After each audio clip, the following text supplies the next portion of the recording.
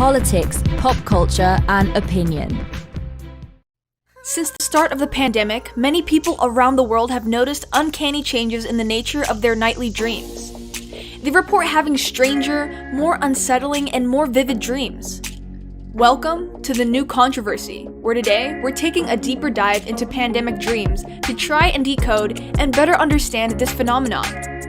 We can all say that we are under massive stress due to COVID-19, still being at large after so long. But many people around the globe have started to manifest this stress in the form of vivid, almost nightmarish dreams. A few have taken to online forums to write about their experiences. I was being held hostage by a nasty man with a gun, and the only thing my loved ones were worried about was the fact that I hadn't been able to prepare their dinner, said one person. Another dreamer added, I had a dream where I was stranded at sea, with thousands of planes exploding overhead in a red sky, with debris falling all around me. Indeed, this phenomenon has become widespread enough for it to have gained nicknames such as Quaren-dreams or Corona-dreams. Deidre Barrett, a professor from the Harvard Medical School, conducted a survey with 3,700 people from around the world.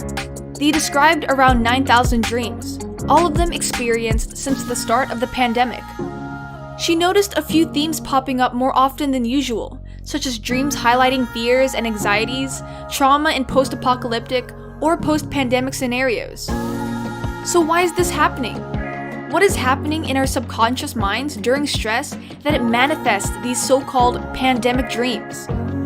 When we dream, our brain is in the state where visual areas are more active than when we're awake, and on average, emotional areas are a little more active.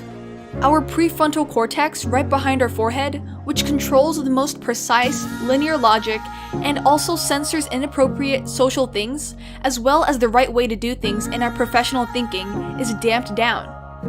Professor Barrett says, I think we're thinking about the same things that we're most focused on during the day, but in this other state of consciousness. We have more intuitive thinking and less linear thinking about things. Once in a while, we'll see that our unconscious looks more scared than we're feeling by day, or provides us with some optimistic perspective that we haven't had by day. But I think in general, being anxious by day and having anxiety dreams correlate both as traits that a person carries over long periods of time, but also as a state for a short period of time when there's a stressor. This is not the first time that such variations in dream patterns have emerged. Crisis inevitably paved the way to collective unrest, which in turn affects sleep cycles. Disturbed sleep cycles with the lack of routine or excess time in hands are common during this lockdown. During previous viral epidemics like SARS and even MERS, there have been increased incidents of narcolepsy, which is the feeling of excessive daytime sleepiness. Having insomnia or narcolepsy increases the possibilities of having vivid dreams. During our dream states, stress sends the brain on a trip. The neurobiological signals and reactions that produce dreams are similar to those triggered by psychedelic drugs, according to McNamara. Psychedelics activate nerve receptors called serotonin 5-H2A, which then turn off a part of the brain called the dorsal prefrontal cortex. The result is known as emotional disinhibition, a state in which emotions flood the consciousness, especially during the rapid eye movement or the REM stage of sleep, when we typically dream. So the question arises, how do we overcome these pandemic dreams?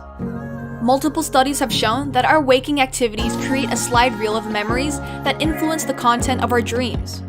Emotions carried over from the day can influence what we dream about and how we feel about it within the dream itself. Reducing or restricting sources of everyday memories by being stuck alone in quarantine may limit the content of dreams or cause the subconscious to reach for deeper memories. It may seem obvious, but Finnish researchers have scientifically backed up the notion that peace of mind leads to a positive dream effect, wherein dreamers feel good about what's happening in their dreams.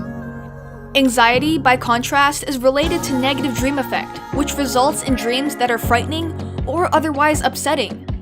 Try a reset on your schedule. If you're stuck in front of the screen the entire day for meetings or online school, go to your terrace with a mug of your favorite drink in between classes or meetings. If you haven't talked to a friend or family member in a long time, take the first step and reach out to them. You'll never know, they might be feeling the same way. Or one of the best things you can do during your waking time is to pick up a new skill. Try gardening, cooking, or even learning a musical instrument. The more you stimulate your mind during the day, the better you'll sleep at night. So what about you? Having any weird Quaren dreams lately? Let us know down in the comments.